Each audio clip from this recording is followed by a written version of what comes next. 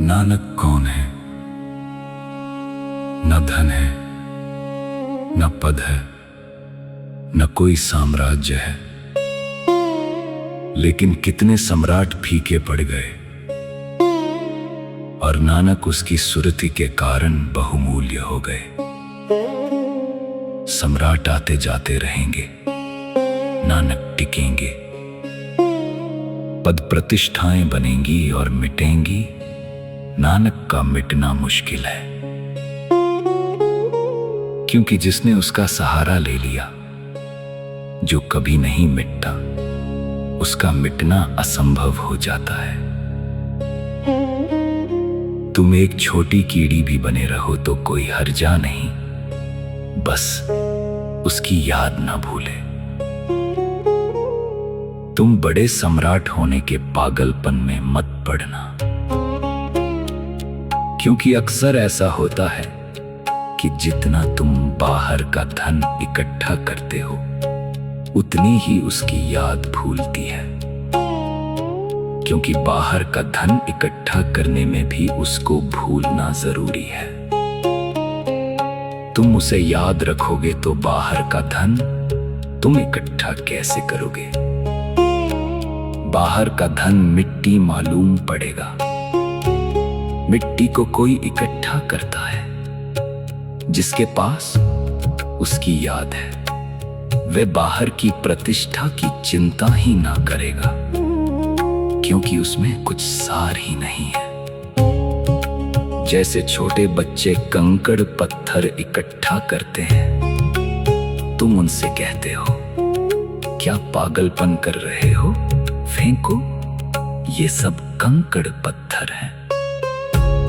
लेकिन उनको वे बड़े बहुमूल्य मालूम पड़ते हैं। वे चोरी छिपे फिर उनको घर के भीतर ले आते हैं। रात मां को फिर उनके खीसे में से वे ही पत्थर निकालने पड़ते हैं। लेकिन यही बच्चा कल बड़ा हो जाएगा, इसकी समझ जगेगी, प्रौढ़ता आएगी, फिर ये पत्थरों को इकट्ठा नहीं करेगा। यही बात वो अपने बच्चों को कहेगा, फेंको ये पत्थर।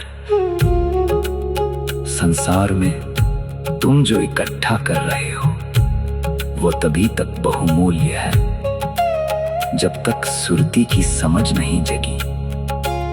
जैसे ही सुरती जगी, तुम प्रौढ़ हो गए। तब एक समझ का दिया जला, उस दिए में तुम पाओगे, ये सब तो कूड़ा करकट है, कचरा है। ये मैं क्यों इकट्ठा कर रहा था? तुम हैरान होगे कि मैं क्यों पागल था इन सब के पीछे। ये सब पाकर मैंने क्या पाया? ये सब अचानक ही व्यर्थ और असार हो जाएगा। सुरती के जगते ही जीवन रूपांतरित हो जाता है, एक क्रांति घटित होती है।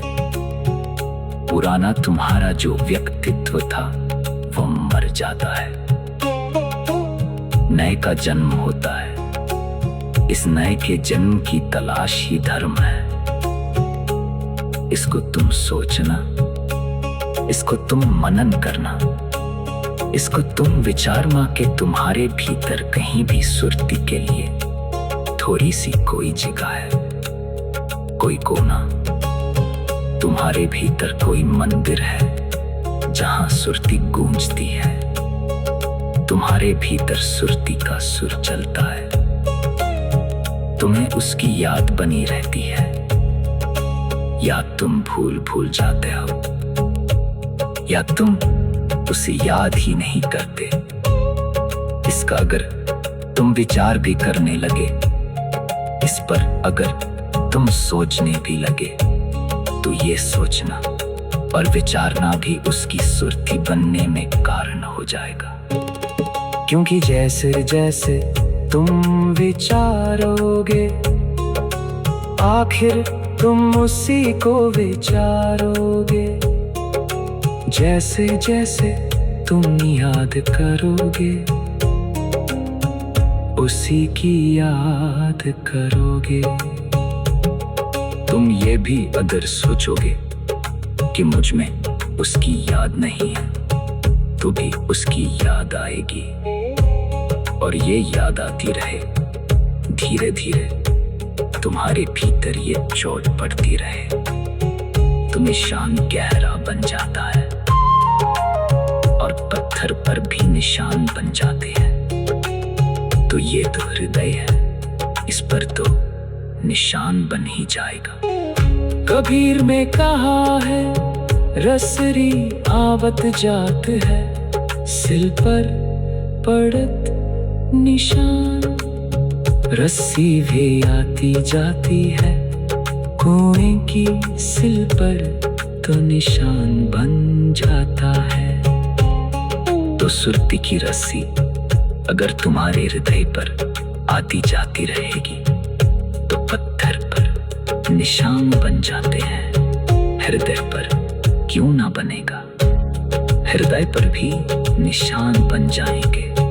और हृदय से कोमल तो इस जगत में कुछ भी नहीं है।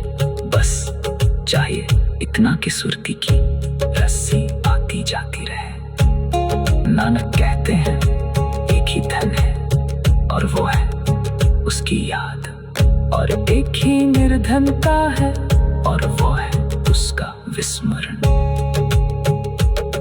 तुम सोच लेना ठीक से, तुम धनी हो या गरीब, और जब तुम सोचो धनी या गरीब, तो अपने बैंक के खाते के हिसाब से मत सोचना, वो धोखा है। वो तुम भीतर के खाते को खोलना और वहां देखना कि कितनी सुर्ती लिखी है, बस उसी मात्र